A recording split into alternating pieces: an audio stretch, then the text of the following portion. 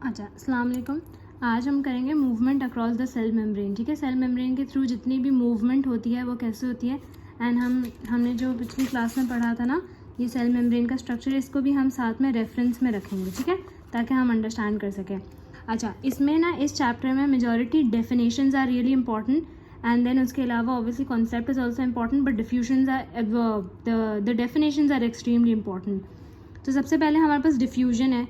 हम पढ़ रहे हैं बचपन से, ओ लेवल्स में पढ़ रहे हैं that diffusion is the movement of molecules from a region of higher concentration to a region of lower concentration down a concentration gradient, है ना। लेकिन अब जब हम ए लेवल्स में पढ़ते हैं तो हम specifically in terms of biology पढ़ते हैं कि बायोलॉजी में या मेडिकल में, मेडिसिन में डिफ्यूजन का क्या मतलब होता है। तो diffusion is the passive movement of small non polar molecules. पहले मैं पढ़ लेती हूँ फिर मैं पॉइंट आउट करती हूँ। Passive movement of small non-polar, that means lipid soluble molecules, from a region of high concentration to a region of low concentration. Molecules move directly across the phospholipid bilayer. अब what does this definition mean? सबसे पहले यहाँ पे the word that they have used is passive. Passive का मतलब होता है ऐसा कोई भी एक्शन या ऐसा कोई भी प्रोसेस जिसमें एनर्जी की रिक्वायरमेंट नहीं होती। So no energy is used. ठीक है, पैसिव का मतलब होता है no energy and on the other hand active का मतलब होता है कि एनर्जी कंज्यूम हो रही है। तो फिलहाल we have passive movement. Diffusion is a passive movement. इसका मतलब है डिफ्यूजन में कोई भी एनर्जी कंज्यूम नहीं होती है of small non polar molecules. ना यहाँ पे नॉन पोलर का वर्ड इसलिए इन्होंने यूज़ किया है क्योंकि अगर कोई भी पोलर मॉलिक्यूल होगा, पोलर मॉलिक्यूल का मतलब होता है water soluble and non polar molecule का मतलब होता है लिपिड सॉल्युबल। तो अगर कोई भी नॉन पोलर मॉलिक्यूल है तो वो मूव कर सकता है from a region of high concentration to a region of low concentration. ठीक है, फॉर इंस्टेंस ये हमारी सेल मेम्ब्रेन है। अब इस सेल मेम्ब्रेन के थ्रू लेट से यहाँ पर बाहर की साइड पे सोडियम के बहुत सारे मॉलिक्यूल्स हैं। ठीक है, या लेट से कार्बन डाइऑक्साइड के बहुत सारे मॉलिक्यूल्स हैं। ओके, बहुत सारे मॉलिक्यूल्स हैं कार्बन डाइऑक्साइड के बाहर, और अंदर सेल के अंदर कार्बन डाइऑक्साइड के बहुत कम मॉलिक्यूल्स हैं। ठीक है, ये हमारी इतनी सी सेल है। ये सेल का आउटर पार्ट है, ये सेल का इनर पार्ट है। अब कार्बन डाइऑक्साइड को मूव करना है from the outer side to the inner side of the cell. ठीक है, तो इसे अक्रॉस द सेल मूव करना है। अब इसके पास दो ऑप्शंस हैं ट्रैवल करने के। या तो ये कार्बन डाइऑक्साइड का मॉलिक्यूल फॉस्फोलिपिड मेम्ब्रेन के थ्रू होते होते डायरेक्टली सेल के अंदर एंटर हो जाए, या फिर ये कार्बन डाइऑक्साइड का मॉलिक्यूल चैनल प्रोटीन के थ्रू होते हुए ये सेल के अंदर एंटर होगा। अगर कार्बन डाइऑक्साइड एक पोलर मॉलिक्यूल है, पोलर का मतलब होता है वाटर सॉल्युबल, तो जाहिर सी बात है वो यहाँ से नहीं आ सकता क्योंकि ये लिपिड सॉल्युबल मेम्ब्रेन है, उसे यहाँ से आना पड़ेगा। लेकिन अगर carbon dioxide non polar molecule है, मतलब लिपिड सॉल्युबल मॉलिक्यूल है, तो वो इजीली यहाँ से आ सकता है। ठीक है, carbon dioxide is a non polar molecule. इसका मतलब होता है carbon dioxide is a lipid soluble molecule. क्योंकि ये नॉन पोलर मॉलिक्यूल है तो ये इजीली लिपिड सॉल्युबल मेम्ब्रेन के थ्रू पास होते होते यहाँ आ सकता है। अच्छा, जब ये यहाँ मूव करेगा तो क्योंकि हमने शुरू में डिस्कस किया था कि कार्बन डाइऑक्साइड की कॉन्सेंट्रेशन बाहर ज़्यादा है और अंदर कम है, तो this carbon dioxide is moving from a region of high concentration to a region of low concentration. And हमने बहुत टाइम से सीखा हुआ है, हमें पता है कि जब भी कोई चीज़ हायर कॉन्सेंट्रेशन से लोअर कॉन्सेंट्रेशन की तरफ मूव करती है तो उसमें एनर्जी की ज़रूरत नहीं होती है। तो दैट्स वाई ये जो डिफ्यूजन है, सिंपल डिफ्यूजन, तो हम कहेंगे कि कार्बन डाइऑक्साइड जो सेल के अंदर मूव करता है वो सिंपल डिफ्यूजन के थ्रू मूव करता है। ठीक है, so simple diffusion basically means passive movement of small non-polar molecules from a region of high concentration to a region of low concentration. Molecules move directly across the phospholipid bilayer. इसका मतलब है कि directly phospholipid bilayer के through ये move कर जाएंगे। इन्हें किसी भी ट्रांसमेम्ब्रेन प्रोटीन के थ्रू होते हुए गुजरने की ज़रूरत नहीं है। ठीक है, लेकिन ये सिर्फ पॉसिबल है नॉन पोलर मॉलिक्यूल्स के लिए, ऐसे मॉलिक्यूल्स जो लिपिड सॉल्युबल होते हैं। क्योंकि अगर कोई भी मॉलिक्यूल वाटर सॉल्युबल होगा तो water soluble molecule directly phospholipid bilayer के थ्रू पास नहीं हो सकता। अच्छा, इसके बाद ऑब्वियसली फिर पॉइंट आता है कि तो फिर अगर हमारे पास ऐसा कोई पोलर मॉलिक्यूल है, दैट मीन्स अगर कोई वाटर सॉल्युबल मॉलिक्यूल है, तो वो इस मेम्ब्रेन के थ्रू कैसे मूव करेगा, है ना। वो भी मूव करेगा लेकिन वो यहाँ से नहीं मूव करेगा, वो यहाँ से मूव करेगा, ट्रांस मेम्ब्रेन प्रोटीन के थ्रू मूव करेगा।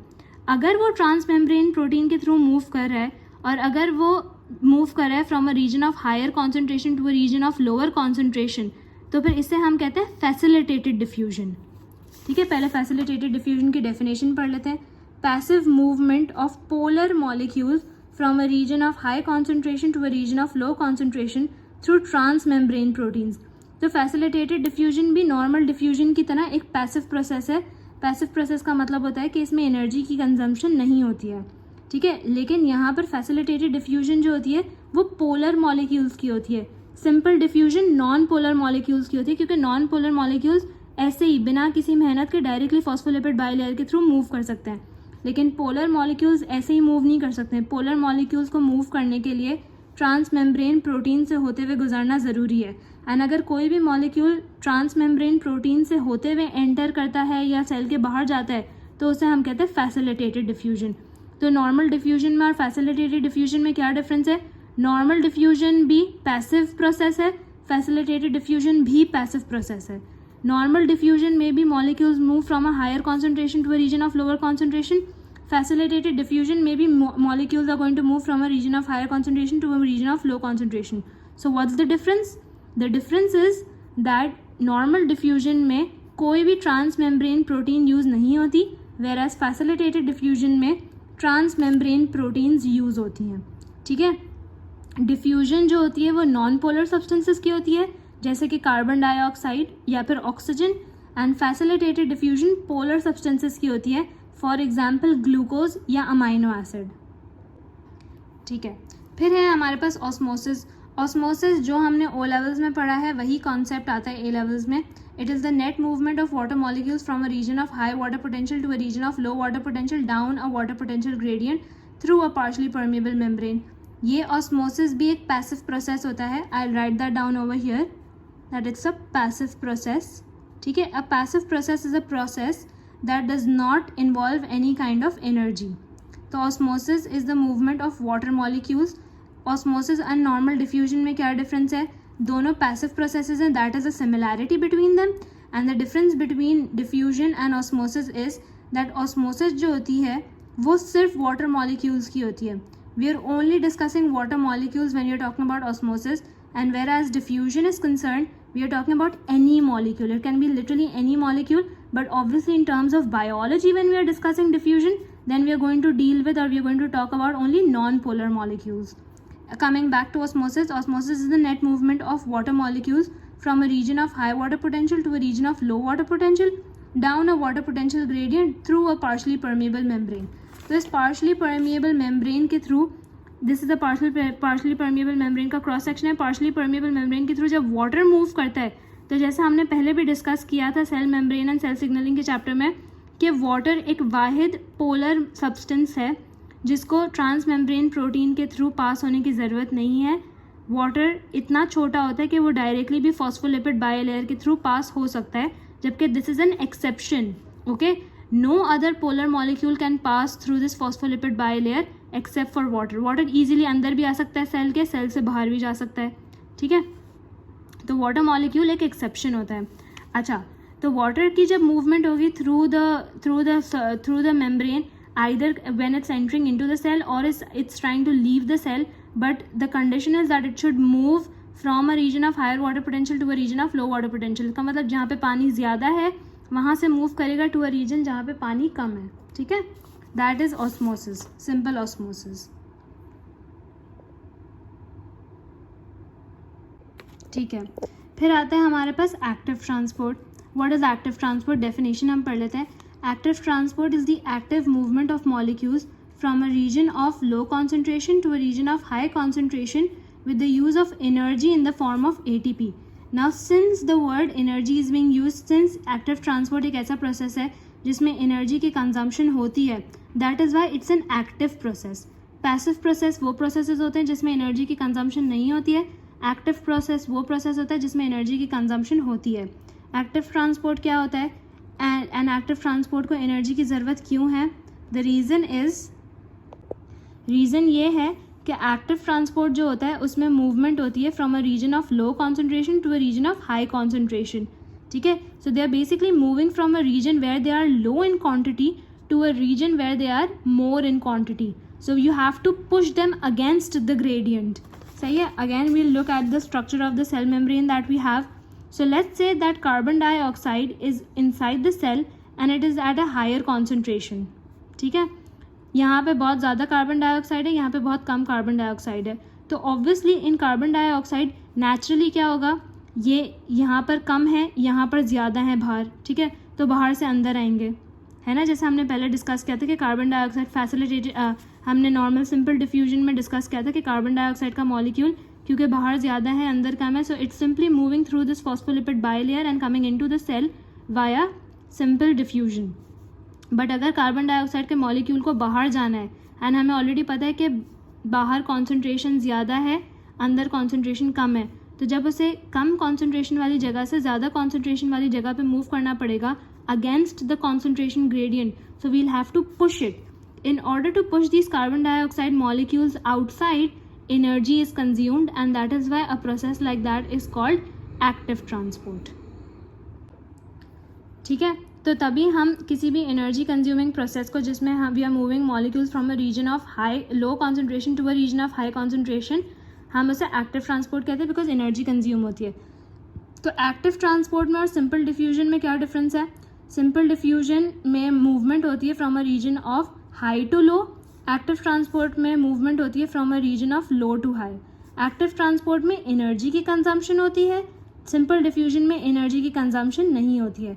अब क्योंकि एक्टिव ट्रांसपोर्ट एक ऐसा प्रोसेस है जो एनर्जी कंज्यूम करता है, that means it is only possible in living things, ठीक है, it can only take place in living things and the reason is that living things respire, ठीक है, रेस्पायरेशन करते हैं लिविंग थिंग्स एंड रेस्पायरेशन के through ही energy की production होती है। Just to recall, respiration is the process of breaking down glucose in the presence of oxygen to release energy. तो अगर कोई चीज़ रेस्पायर करेगी तो एनर्जी प्रोड्यूस होगी, एनर्जी होगी तो एक्टिव ट्रांसपोर्ट होगा। अगर कोई डेड सब्सटेंस है, कोई डेड चीज़ है, उसमें एक्टिव ट्रांसपोर्ट पॉसिबल नहीं है क्योंकि उसके पास एनर्जी नहीं होगी, क्योंकि वो रेस्पायर नहीं कर रहा है। फिर आ जाता है हमारे पास endocytosis. Now endocytosis and exocytosis are pretty much similarly the same thing. It's just that endocytosis हम तब कहते हैं जब बल्क मूवमेंट या बल्क ट्रांसपोर्ट होती है into the cell, and exocytosis हम कहते हैं जब बल्क ट्रांसपोर्ट होती है आउट ऑफ द सेल। अब एंडोसाइटोसिस एंड एक्सोसाइटोसिस एग्जैक्टली कैसे होती है उसके लिए let's just draw a structure. So let's say that this is a cell, ठीक है, एंड कोई सब्सटेंस है जिसे एंटर करना है into the cell by endocytosis.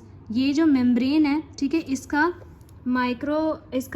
Magnified form ये होता है, ठीक है। अब इस मेम्ब्रेन का मैं मैग्नीफाइड फॉर्म नहीं दिखा रही हूँ क्योंकि ये इतना सारा सामान है, इतना ज़्यादा सामान है, जैसे अगर हम यहाँ पर देखते हैं, ये समझिए ये इतना बड़ा सामान है, ठीक है। Whatever this molecule is और whatever this substance is, this wants to enter the cell. So obviously ये इतना बड़ा है कि ना ये ट्रांसमेम्ब्रेन प्रोटीन के थ्रू आ सकता है, ना ही ये फॉस्फोलिपिड बाइलेयर के थ्रू आ सकता है। तो अब ये कैसे एंटर करेगा इनटू द सेल? तो in case we have a molecule this big या फिर बहुत बड़ा मॉलिक्यूल है और उसे सेल के अंदर एंटर करना है, तो सेल मेम्ब्रेन की इन्वेजिनेशन होती है, जिसका मतलब है कि समझो ये वो बड़ा मॉलिक्यूल है, ठीक है, इसे सेल के अंदर एंटर होना है। तो अगर इसे सेल के अंदर एंटर होना है तो ये पहले सेल की मेम्ब्रेन को यहाँ से दबाएगा, ठीक है, ये यहाँ आ जाएगा, फिर ये और फर्दर दबाएगा and it's going to look something like this, ठीक है। सेल मेम्ब्रेन की जो वॉल्स है वो खुद इसको सूडोपोडिया मतलब फॉल्स लेग्स ऐसे पाँव फैला रही है और ऐसे इनगल्फ कर रही है, और उसके बाद we are going to see this will be the case कि ये मॉलिक्यूल पूरा का पूरा इनगल्फ हो जाएगा। ये जो दोनों है ना, ये दोनों आपस में जॉइन हो जाएंगे, ठीक है, एंड ये इसने मॉलिक्यूल को इनगल्फ कर दिया। इसे कहते हैं एंडोसाइटोसिस। एंड अगर यही चीज़ बल्क ट्रांसपोर्ट सेल से बाहर जा रहा है बड़ा सामान, तो उसे एक्सोसाइटोसिस कहते हैं। Now for exocytosis let's look at this molecule, ठीक है, this is already there inside the cell. Now this wants to leave the cell. तो यूजुअली अगर सेल के अंदर ऐसा कोई बड़ी चीज़ होती है तो वो खुली नहीं होती है, वो वेसिकल के अंदर होती है। तो समझो ये वेसिकल के अंदर है ये molecule and this wants to leave the cell. तो क्या होगा, पहले ये जाके सेल मेम्ब्रेन की वॉल से अपने आप को अटैच करेगा ये vesicle. So this is how it will look like. ये वेसिकल है, वेसिकल ने अपने आप को सेल मेम्ब्रेन की वॉल से अटैच कर दिया, ठीक है। उसके बाद ये ओपन होंगे, लेग्स ओपन होंगे, so this will look something like this. ये ओपन होगा और ये वेसिकल जो है ये सेल के बाहर निकल जाएगा.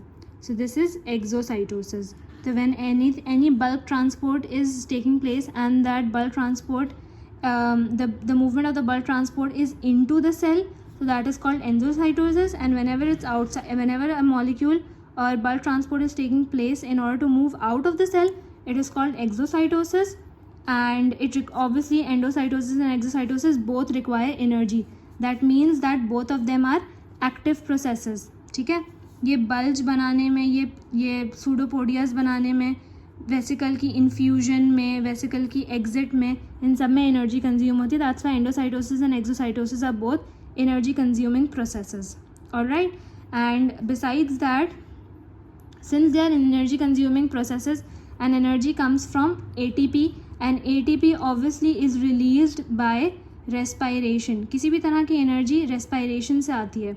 तो अगर रेस्पायरेशन है with in a human body, with in an organism, तो विद इन एन ऑर्गेनिज्म अगर रेस्पायरेशन हो रही है तो एनर्जी की प्रोडक्शन हो रही है, एंड हेंस ये सारे प्रोसेसेस हो सकते हैं जैसे एक्टिव ट्रांसपोर्ट, एंडोसाइटोसिस, एक्सोसाइटोसिस, वरना नहीं हो सकते हैं. तो एक्टिव ट्रांसपोर्ट, एंडोसाइटोसिस, एक्सोसाइटोसिस तीनों एक्टिव प्रोसेसेस हैं जिसमें एनर्जी की ज़रूरत है. That means active transport, endocytosis and exocytosis is only possible in a living organism. सिर्फ एक लिविंग ऑर्गेनिज्म में हो सकता है, क्योंकि सिर्फ एक लिविंग ऑर्गेनिज्म ही रेस्पायर करता है.